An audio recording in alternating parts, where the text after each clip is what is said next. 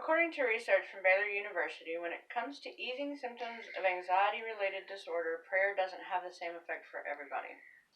It was found, however, that what matters most is the top of attachment the praying individual feels towards God. According to the study, those who prayed to a loving, supportive God, whom they thought would be there to comfort and protect them in times of need, they were less likely to show symptoms of anxiety-related disorders, such as irrational fear, worry, self-consciousness, dread, and obsessive-compulsive behavior, than those who prayed but did not expect God to comfort or protect them. In past decades, people have moved away from the relevance of God in prayer.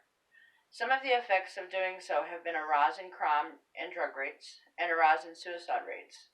There have also been effects in the area of mental health. While humanity has always had mental health disorders, they have become more prevalent in the years that we have seen a decline in people who have a prayerful relationship with God. I have done extensive research on the effects of God on the brain. I am also a devout Christian. Not only do I believe in God, I have a relationship with Him. I choose to allow that relationship to alter the way I live my life today compared to the way that it was before I knew Him. I have experienced firsthand the transformation of the mind that occurs when I pray and allow God to have His proper place in my life. The need for God remains desperate in the United States and in Taylor County. Many people claim to be Christians, but few allow God to change them. I propose we urge people to have a full relationship with God through prayer and His Word in order to allow Him to work in their lives, thereby achieving the abundance that the pursuit of happiness was designed for. Let's start by looking at the problem. Before the beginning of the decline in public prayer and the decline in the church, the U.S. crime and drug rates were considerably lower than they are today. According to the American Addiction Center's website, 19.7 million American adults aged 12 and over battle with substance abuse in 2017, compared to post-World War II statistics which state that the drug epidemic was then regulated to adults and only in urban sections of the country. In 2013, there were 1,168,298 violent crimes committed. In 2017, that number rose to 1,247,321 violent crimes. And these are only the crimes that were reported. And hate crimes in 2017 rose to 12% over the 2016 levels in 38 of our largest cities. In the 10 largest cities, there were 1,038 hate crimes, and the highest in more than a decade. The dismissal of spirituality in our society has also led to an increase in the mental health industry.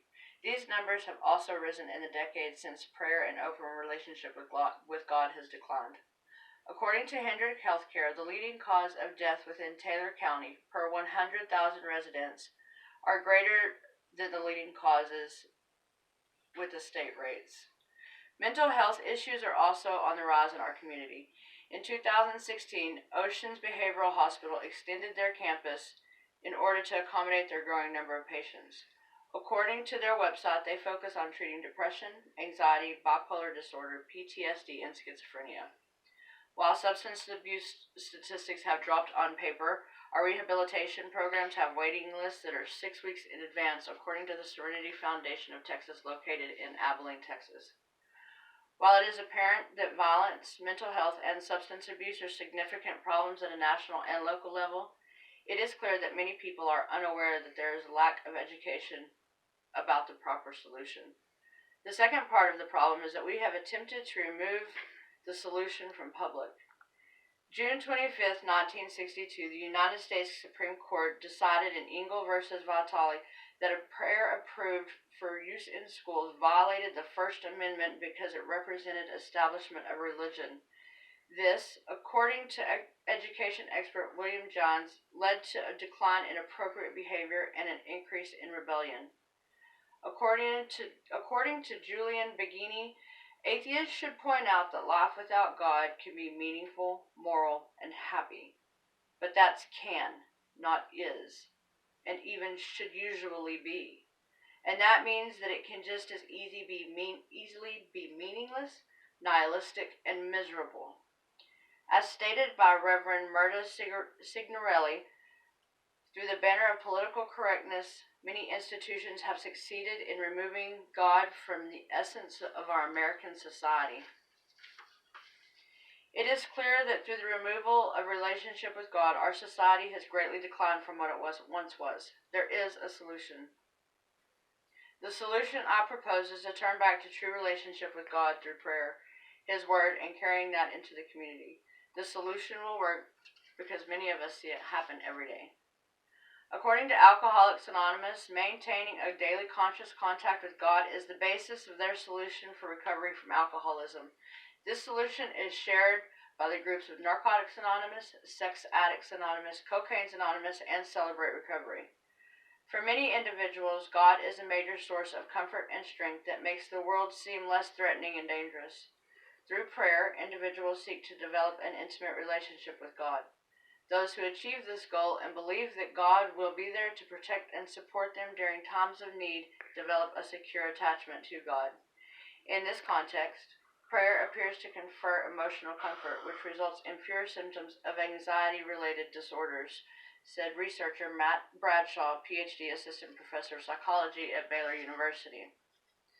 I am an ex-drug addict, alcoholic, and have suffered several vices. When I chose to follow Jesus, I began to read His Word, and I got to know Him as my dearest friend. I began to pray fervently and earnestly. When I did that, my life changed. The vices were no longer necessary. I suffered with bipolar disorder and depression since I was a kid. Through developing a relationship with Christ, I was able to get off all the medications. I can go into public without fear of anxiety attacks, and I no longer feel the desire to break the law. True relationship with God makes me wholly joyful. In turn, I am a better human being and a better citizen in my community. In conclusion, it is apparent that society has declined since we have chosen to actively remove the relevance of God from public. I ask you to consider supporting my proposed solution of urging our community to return to prayer and a relationship with God. In doing this, many people could be relieved of mental and substance abuse issues, and countless lives could be saved. Jesus said, "Come to me, all you who are weary and burdened, and I will give you rest. Take my yoke upon you and learn from me. For I am gentle and humble in heart, and you will find rest for your souls. For my yoke is easy and my burden is light." Matthew 11:28-30.